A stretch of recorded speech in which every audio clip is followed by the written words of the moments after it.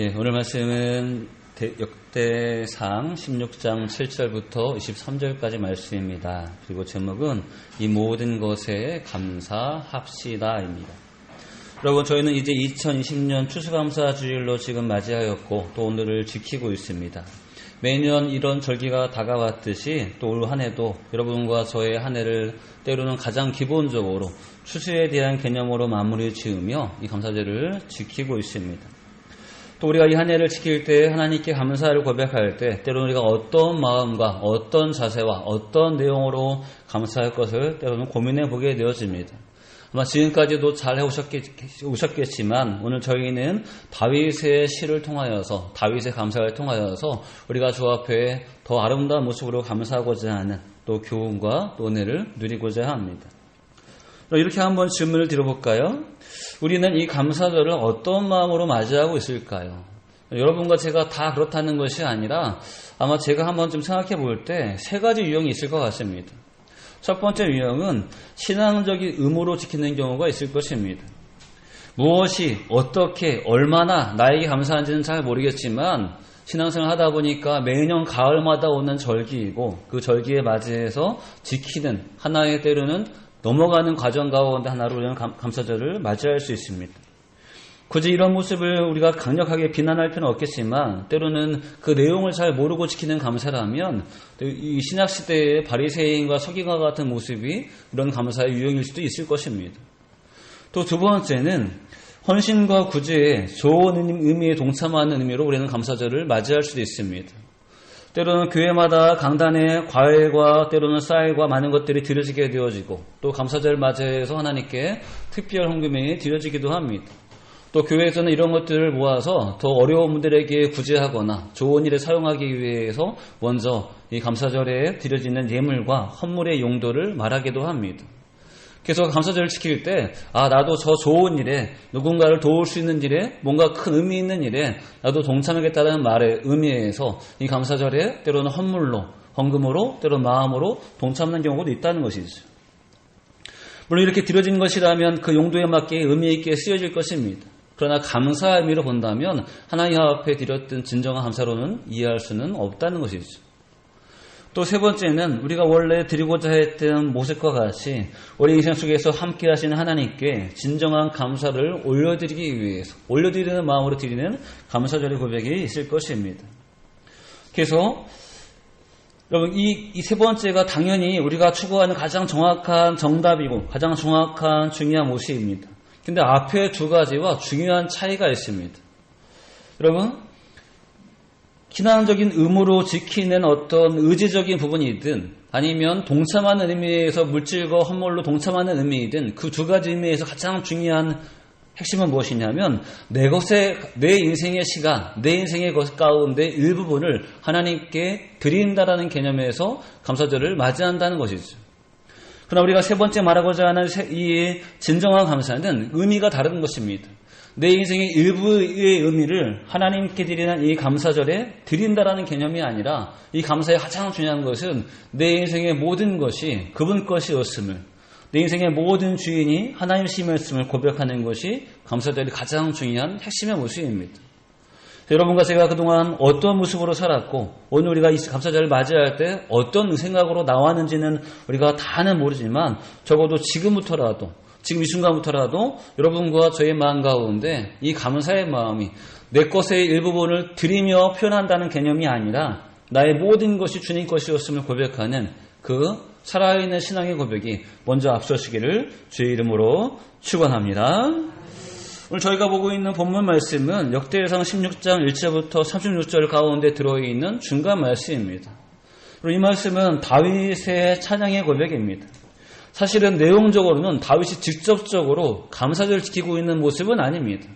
그러나 이 내용 가운데 우리가 고민하고 있는 우리의 모든 것이 주님 것이었음을 우리가 주님 앞에 진정으로 감사하고 있음에 대한 그 표현이 다 들어가 있고 또 그와 더불어 우리가 부족한 부분까지도 교훈하는 부분이 이 말씀 가운데 들어가 있습니다. 먼저 전철적인 말씀에서 이 말씀을 좀 이해해 본다면 오늘 말씀의 환경은 이렇습니다.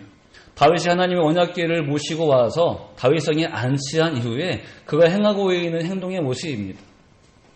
그래서 16장 1절부터 3절 보시면 언약궤를 안시한 후에 번제와 화목제를 하나님께 드리고 또 백성들을 축복하고 그들을 위해서 떡 한 덩이와 야자 열매로 만든 과자와 건포도로 만든 과자 하나씩을 다 나눠주면서 그들을 돌려보냅니다. 너무나 기쁜 날이죠. 너무나 즐거운 날입니다. 이렇게 백성들과 함께 놀라운 즐거운 시간을 보냈습니다. 그리고 그 후에 다윗은 4절부터 6절을 보시면 레위 사람을 세워서 하나님의 언약궤 앞에서 하나님을 섬길 것에 대해서 명하고 있습니다. 그리고 그 가운데 가장 중요한 것은 찬양대를 만들어서 하나님을 찬양할 것에 대해서 명하고 있습니다. 그리고 이어지는 7절부터 36절 말씀에서 이제 찬양대를 만든 다윗이 그 찬양대가 불러야 할 노래, 불러야 할 자세에 대해서 말하는 것이 7절부터 36절의 말씀입니다. 그들이 하나님을 어떻게 불러야 할지, 어떻게 그분을 높여드려야 할지에 대한 내용을 다윗이 전하고 있습니다. 그리고 이것은 다윗이 하나님께 고백하고 있는 다윗의 시로 함께 볼 수 있습니다. 조금 더 나눠본다면 7절부터 22절은 찬양의 하나님의 능력에 대한 찬양이고 23절부터 33절은 찬양에 대한 촉구이고 34절부터 36절은 하나님의 구원에 대한 찬양으로 다윗은 노래하고 있습니다. 여러분 오늘 말씀은 분명히 역대상 16장 말씀이지만 오늘 우리가 말하고 있는 이 본문의 말씀은 시편에도 나와 있습니다. 시편 105편과 96편과 106편에 이런 내용들이 함께 포함되어 있습니다. 자, 이렇게 다윗이 찬양대에 심어주는 그 찬양의 고백 내용 가운데 여러분과 저는 7절부터 22절에 하나님의 능력에 대한 찬양에 대한 고백을 통하여서 이 감사되어 주신 은혜를 조금 더 깊이 들어가 보도록 하겠습니다. 먼저 7절부터 11절을 보시면 무엇을 볼 수 있냐면 이제 하나님에 대한 찬양의 자세를 아삽과 그 형제들에게 이르는 말을 볼 수 있습니다.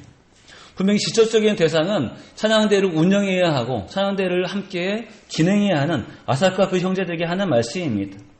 그러나 좀 더 넓게 본다면 구원받은 백성이 하나님을 찬양할 때 어떤 모습으로 찬양할지에 대해서 말하는 것이 결국은 7절부터 11절까지의 말씀입니다. 근데 여러분, 그러면 찬양한다는 게 어떤 의미가 있을까요? 어떤 아름다운 연주에 맞춰서 의미 있는 어떤 내용의 고백을 하나님께 올려드리는 것이 찬양이지 않을까요? 그런데 한번 한 가지 찾아볼까요? 우리 한번 8절 말씀, 우리 본문 가운데 읽지 않았지만 8절 말씀 한번 같이 읽어보실까요? 8절 읽습니다. 시작.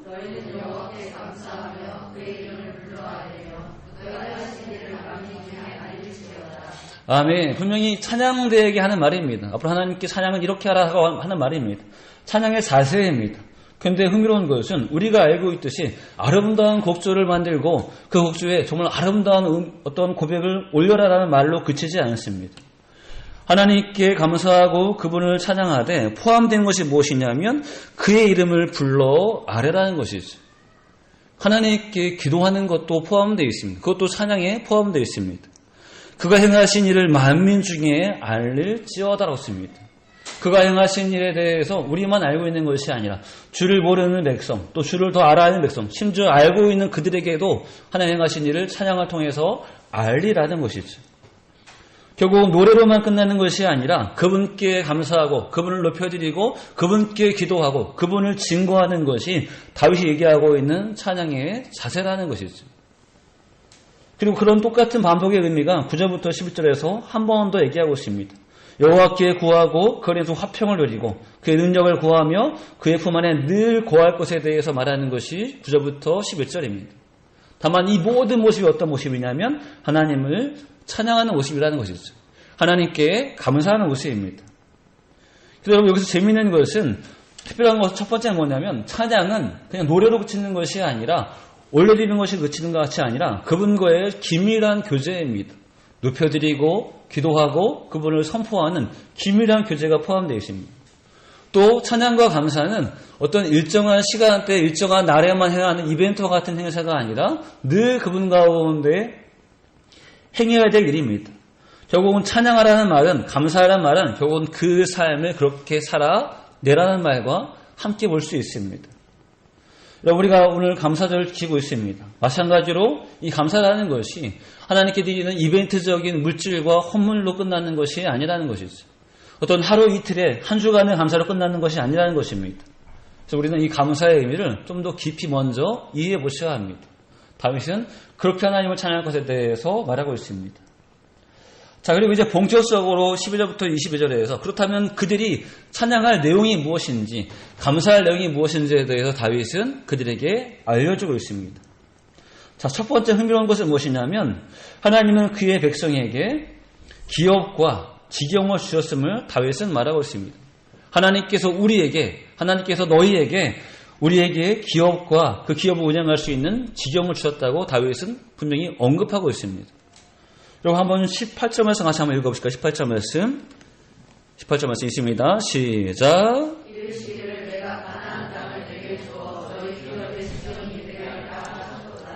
아멘. 여러분 제가 지금 말씀을 좀 뒤에서부터 먼저 보아서 올라가고 있습니다. 그래서 세 번째 먼저 보는 건데요. 자, 보세요. 이 지경과 기업이라는 것은 가나안 땅이죠. 우리가 이미 다 알고 있습니다. 출애굽한 그들에게 하나님은 가나안 땅을 주셨고 그곳에 들어가게 하셨고 이제 그곳에서 이렇게 열왕기 왕조를 시작하게 하셨습니다. 사실 별로 특별한 것이 없는 이미 그들에게는 익숙한 삶의 형태라는 것이죠. 근데 흥미롭게도 다윗은 바로 이것을 지적하여 말합니다. 하나님께서 너희에게 기업과 지경을 분명히 주셨다라고 말합니다.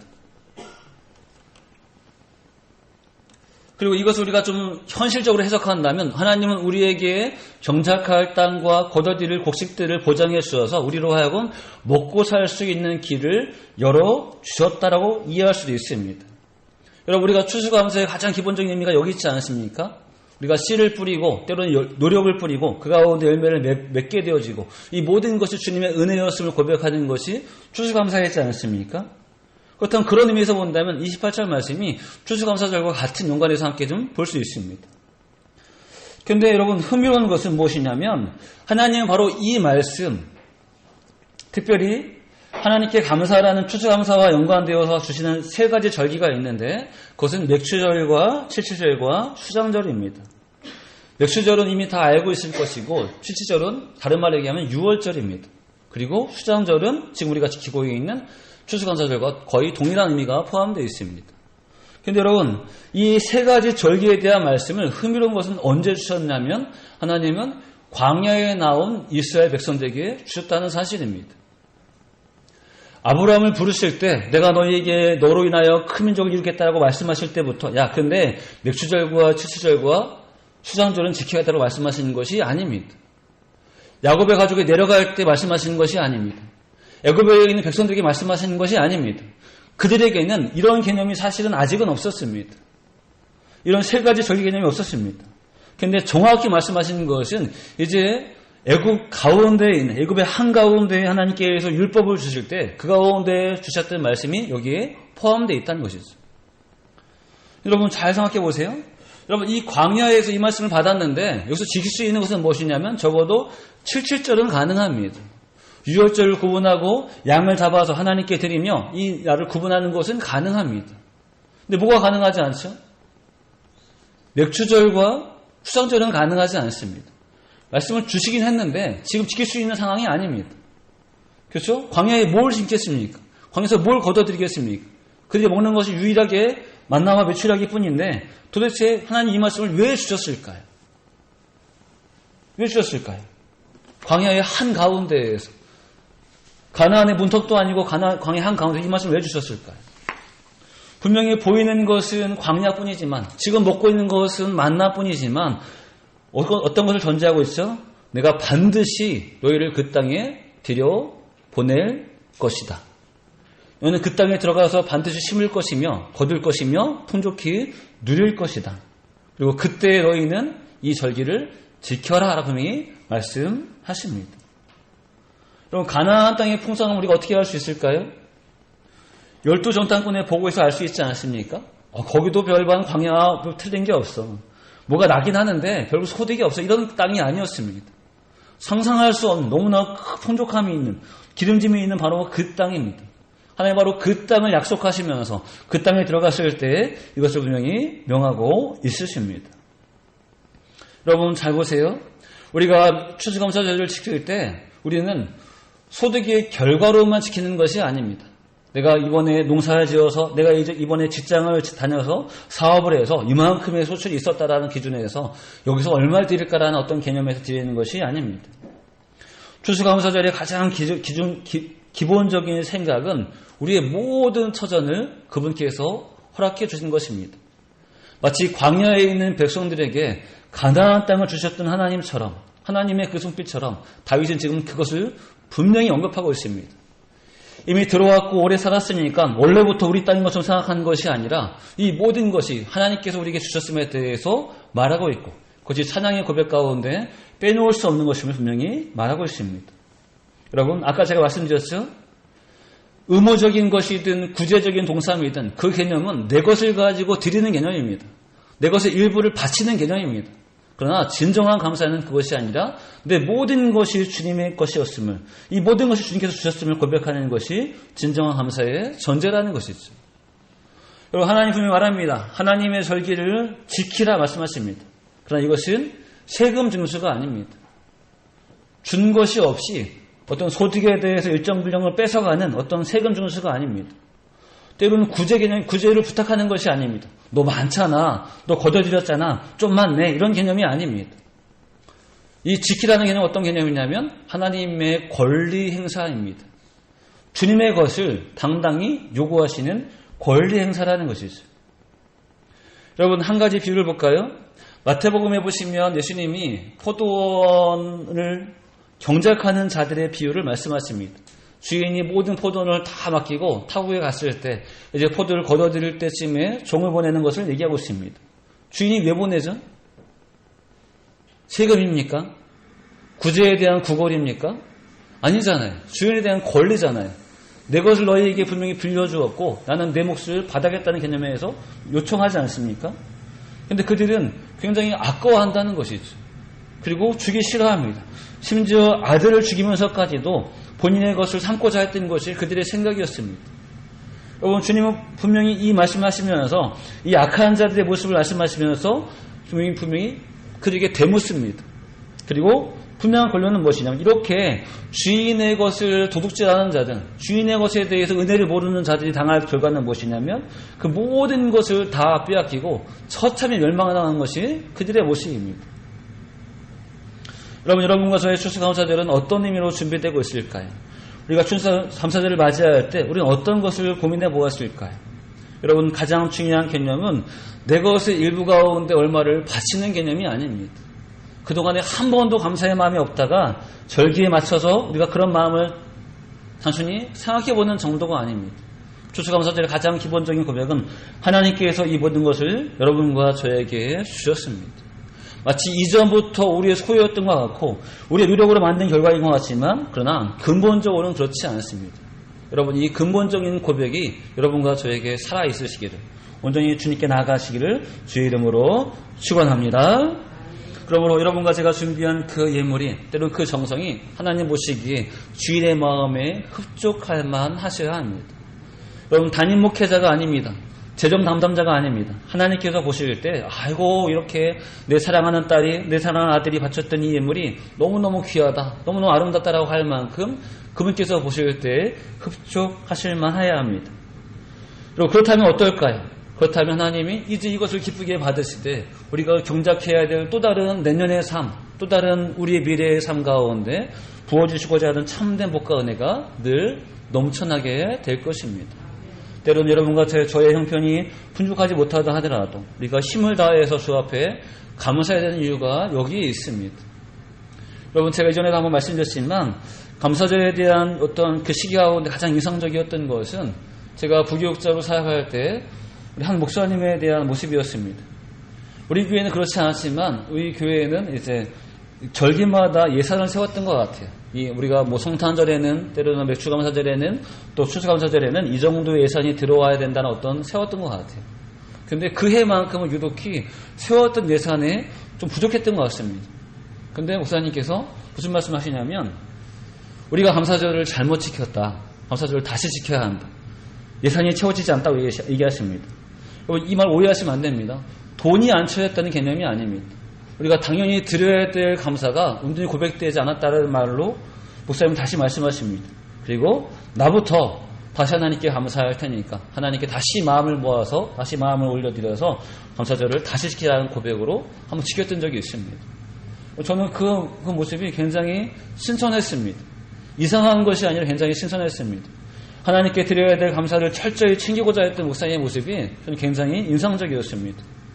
여러분, 저희는 감사절 예산을 세우진 않았습니다. 그러나 적어도 우리가 그냥 적당히 드리는 정도로 생각할 것이 아니라 우리의 모든 것이 주님의 것이었다면 여러분과 저의 마음을 담아서 하나님께 올려드릴 수 있는 진정한 고백이 살아 있어야 할 것입니다. 마음을 다해 정성을 다해 그분께 영광을 돌리고 그분이 기뻐하시는 예물을 올려드리기를 주 이름으로 축원합니다. 또 두 번째 볼 수 있는 것은 이제 감사절의 범위를 넘어선 부분이 함께 포함되어 있습니다. 다윗은 이렇게 얘기합니다. 하나님이 그 백성을 지금까지 지켜주셨음에 감사하며 찬양하고 있는 모습을 말하고 있습니다. 그것이 19절부터 22절의 모습인데요. 여러분, 감사절에 있어서 빼놓을 수 없는 것은 말씀드리는 바와 같이 뿌림과 거듭에 대한 개념입니다. 지금 바로 우리가 전에 그것을 보았습니다. 다윗은 그의 감사 가운데 찬양 가운데 단순히 그분께서 우리에게 이 땅을 주셨다는 개념으로만 끝난 것이 아니라는 것이죠. 그 가운데 포함되어 있는 것은 우리가 알고 있든 모르고 있든 우리가 구했든 구하지 않았든 중요한 것은 하나님은 그의 백성들을 늘 살피시고 늘 보호하시며 늘 지키셨음을 다윗은 분명히 고백하고 있습니다. 여러분 19절 보실까요? 그때 너희 사람 수가 적어서 보잘것없으며 그 땅에 객이 되어 이 민족에게서 저 민족에게로 이 나라에서 다른 백성에게로 유량하였도다. 아멘. 가장 지속적으로는 이것은 아마 광야 생활일 것입니다. 중요한 것은 무엇이냐면 이것은 그들의 현실이었습니다. 그들의 삶의 실체였습니다. 힘이 있는데 그렇게 살아보는 것이 아니라 그것이 그들이 아무리 열심을 내어도 살 수밖에 없는 모습이 이런 모습입니다. 때로는 객이 되는 모습, 때로는 유량자의 모습이 그들의 모습입니다. 그럴 때 당하는 일이 어떤 일일까요? 더 강한 자에게 약탈당하고 더 강한 자에게 비난당하고 모욕을 당하고 때로는 침략을 당하는 것이 그런 일이라는 것이죠. 하나님은 그 인생 가운데 개입하시는 것이 21절부터 나와 있습니다.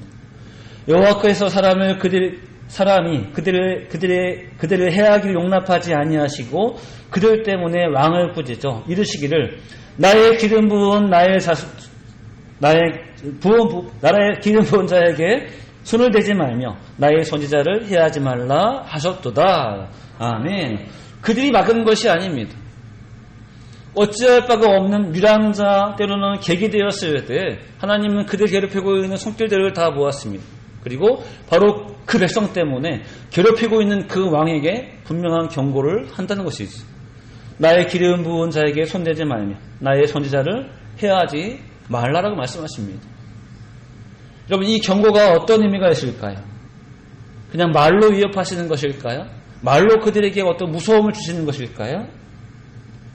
이 경고의 효능과 경고의 실체는 우리는 성경에서 수없이 많이 찾아볼 수 있습니다. 그 백성을 보호하시는 하나님의 주권적인 행하심을 우리 분명히 바라볼 수 있습니다. 여러분, 1월에 시작했던 여러분과 저의 2020년의 삶이 벌써 11월 중순에 다다랐습니다. 우리의 이 한 해 동안의 삶에 가장 눈에 보이는 것은 거둬들인 소득, 벌어들이는 물질이 가장 기본적인 여러분과 저의 삶의 한 해의 결과이기도 합니다.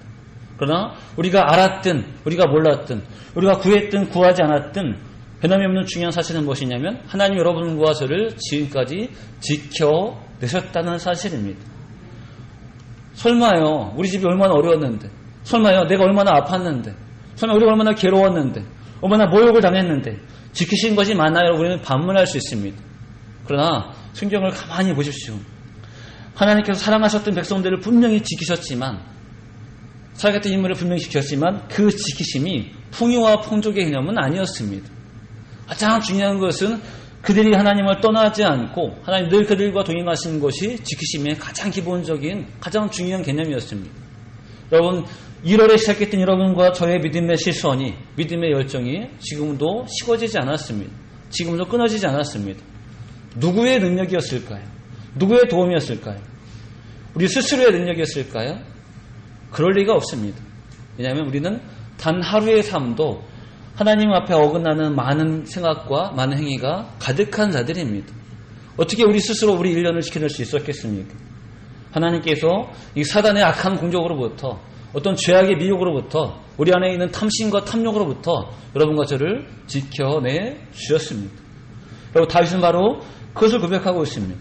우리가 어찌할 수 없는 현실의 어떤 처참한 가운데 있을 때 하나님은 우리의 대적자를 향하여서 경고하시고 그들을 공격하시며 기름 부음 받은 자를 선지자와 같은 자를 지키셨음을 다윗은 분명히 고백하고 있습니다. 여러분 우리의 감사가 물질에만 소득에만 있는 것이 아니라 단순히 내 삶의 일부분에 있는 것이 아니라 여러분과 저를 지키시는 바로 하나님께 올려드리는 진정한 감사가 있으시기를 주의 이름으로 축원합니다. 또 한 단계 더 올라가서 본다면 12절부터 15절에 보시면 뭘 볼 수 있냐면 다윗은 하나님 자체에 대해서 사실은 감사와 찬양하고 있습니다. 그럼 원래 말씀이 10절부터죠. 제가 의도적으로 뒤에부터 모아왔습니다. 왜냐하면 이 부분만 먼저 말씀드리면 우리가 알아야 될 감사를 조금 더 이렇게 이해할 수 없기 때문에 일부러 뒤부터 왔습니다. 근본적인 감사죠. 다윗은 지금 우리에게 가나안 땅을 주셨기 때문에 나를 지키셨기 때문에 감사하는 것은 사실 아닙니다. 가장 처음에 하나님을 하여서 기뻐하고 있고 그 감사 요소 가운데 무엇이 포함되어 있냐면 가나안 땅을 주신 것과 지키신 것이 포함되어 있습니다. 저희는 순서를 지금 뒤에서부터 보았습니다. 그럼 어떻게 볼 수 있을까요? 다윗의 이 고백 가운데 중요한 것은 하나님이 베푸신 것도 있지만 사실은 베푸심을 전제로 하지 않습니다. 그분 자체로 만족하고 있고 그분 자체로 기뻐하고 있고 그분 자체에게 감사의 고백을 올려드리고 있습니다. 그럼 이런 의미일까요?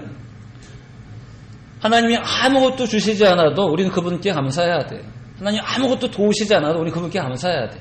그것이 말씀이야. 그것이 명령이야. 그러니까 그렇게 해. 라는 어떤 의미일까요? 그렇게 보이기도 합니다. 그러나 다윗의 감사는 그런 의미가 아닙니다. 더 깊이 본다면 이런 의미가 있습니다. 그분 앞에 그분이 나에게 무엇을 주셨을까 헤아릴 필요가 없다는 것이죠. 그분 앞에 그분이 나한테 무엇을 주실까 기대할 필요가 없다는 것입니다. 왜냐하면 안 주신 것이 없고 못 주실 것이 없기 때문에 그렇습니다.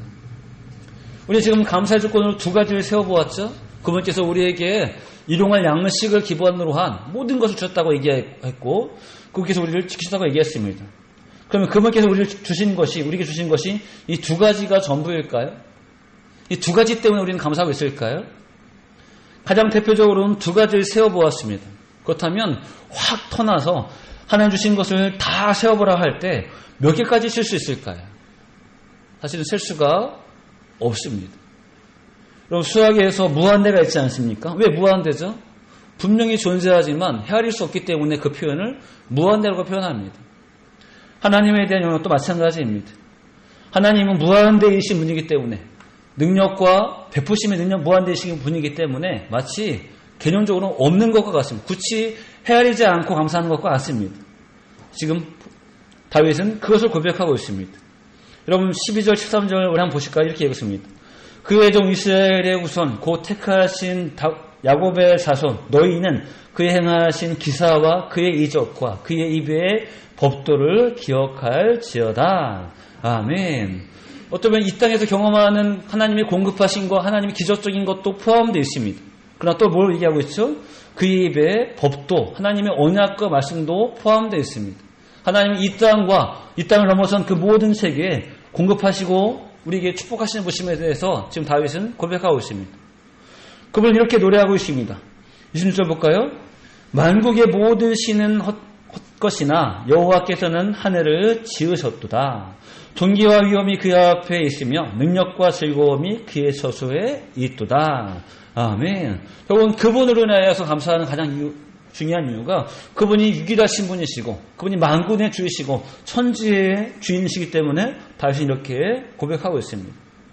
그래서 그분 자체를 고백하는 것이 하나님 저한테 아무것도 없습니다. 그러나 감사합니다라는 고백이 아니라 하나님께 모든 것이 있음을 알기 때문에 기쁨과 즐거움과 기대하는 마음으로 감사하는 것이 오늘 다윗의 고백입니다.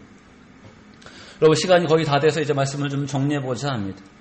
여러분 매번 맞이하는 추수감사절 때로는 저 자신도 하나님께 드리는 신실한 감사를 준비하기보다 때로는 율법적인 의미에서 때로는 구제적인 의미에서 감사했던 것이 저의 모습일 수 있습니다. 저의 모습이기도 했습니다. 또 경우에 따라서는 여러분의 모습이기도 했습니다. 그래서 하나님께 마음을 담아 드린다기보다 그냥 이번 절기도 이렇게 그냥 지나가겠다는 말로 마음으로 우리는 이 절기를 맞을 수도 있습니다. 그러나 다윗은 비록 감사절을 지키지 않지만 그는 범사에 그분께 드려야 될 찬양은 이렇게 고백하고 있습니다. 하나님은 우리에게 생존을 위한 모든 것을 공급하셨다는 고백으로 하나님을 높여드리고 있습니다. 하나님 우리를 먹을 것만이 아니라 우리의 모든 위험과 모든 어떤 악함 가운데서도 우리를 지키시고 보호하셨다는 고백으로 하나님께 찬양하고 감사하고 있습니다. 그리고 한 걸음 더 나가서 그 모든 것을 헤아리지 않는다 할지라도 하나님은 항상 우리에게 그분의 강력한 능력과 또 강력한 권위로 우리를 지키시고 보호하시며 우리에게 공급하셨음에 대해서 알고 있고 그래서 하나님 자체로 기뻐하고 있는 모습이 다윗의 고백입니다. 근데 우리가 무엇을 보았죠? 다윗이 생각한 찬양, 다윗이 생각한 감사의 의미는 정해진 날과 정해진 시기에 감사하는 것이 아니었다는 것이죠. 추수감사보다 훨씬 더 깊은 찬양의 고백을 그가 말하는 찬양의 자세를 본다면 그들은 매일 그들의 삶 가운데 줄 높여드릴 것을 지금 다윗은 말하고 있습니다.